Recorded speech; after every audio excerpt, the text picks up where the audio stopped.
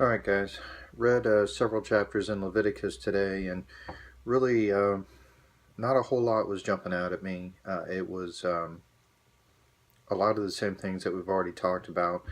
Uh, but as I began to kind of get ready this morning, uh, another passage did kind of jump out at me as far as coming to my memory, and I wanted to go ahead and share that. Uh, Psalm 23. I mean, most people are familiar with this. It's real short.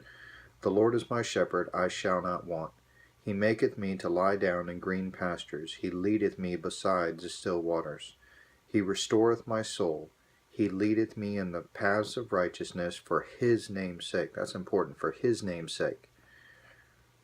Yea, though I walk through the valley of the shadow of death, I will fear no evil, for thou art with me. Okay? He is with us.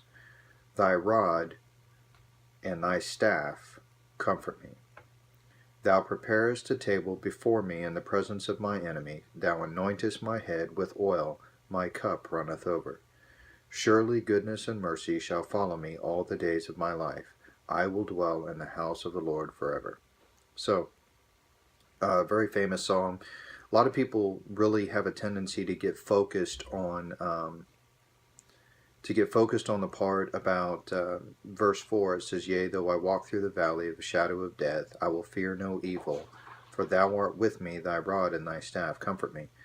And they really have a tendency to look at this verse in the context of conquering enemies and stuff like that. But nowhere in this 23rd Psalm are we talked about conquering anyone. This is not a psalm of battle or war or anything like that. I want to look at another passage before I kind of go into this, and that is 2 Samuel 7, and just look at verses 12 through 15. It says, And when thy days be fulfilled, and thou shalt sleep with thy fathers, I will set up thy seed after thee. He's talking to David here. I will set up thy seed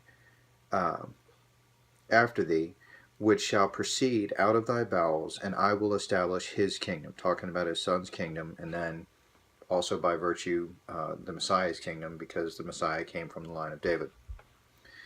He shall build a house for my name, and I will establish the throne of his kingdom forever. This is important, verse 14 and 15. I will be his father, and he shall be my son. If he commit iniquity, I will chasten him with the rod of men, and with the stripes of the children of men. But my mercy shall not depart away from him, as I took it from Saul, who was the king before David, as I took it from Saul, whom I put away before thee.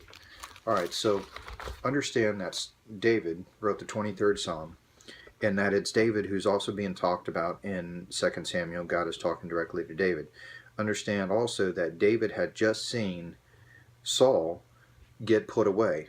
There was an incident where God had told Saul, look, you're to do this, this, and this. You're to kill the king of this foreign nation, and basically, annihilate everybody. And Saul disobeyed and decided to kind of parade around the king and stuff like that for his own glory.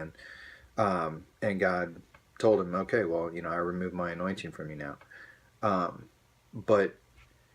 And you see the downward spiral of what happened from Saul from that point on. He began to become very jealous, very consumed by his flesh, and he ends up trying to kill David, over and over and over. But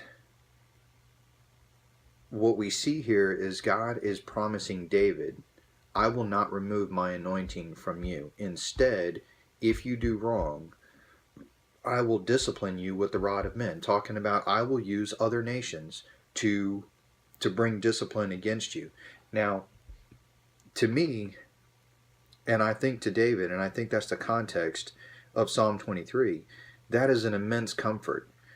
I would much rather be disciplined by my father than to be abandoned by my father.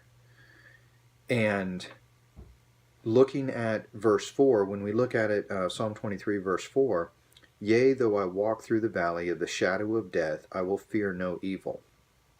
for thou art with me. So you're with me. Thy rod.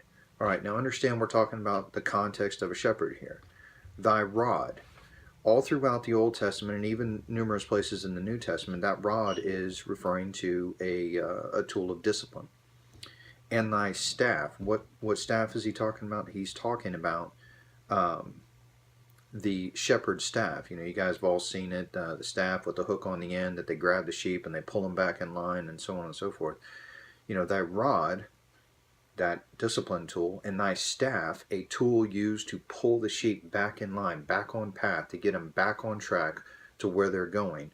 They are a comfort to me. They're not a comfort to me because you're just going to smash and destroy all these other enemies. They're a comfort to me because I know you will not abandon me. You will discipline me when I need it, as it says in Hebrews, who he loves, he chastens. He will discipline me when I need it, and he will correct me and guide me when I need it. So that was something that I just kind of started thinking about today, and I wanted to share that. So you guys, God bless.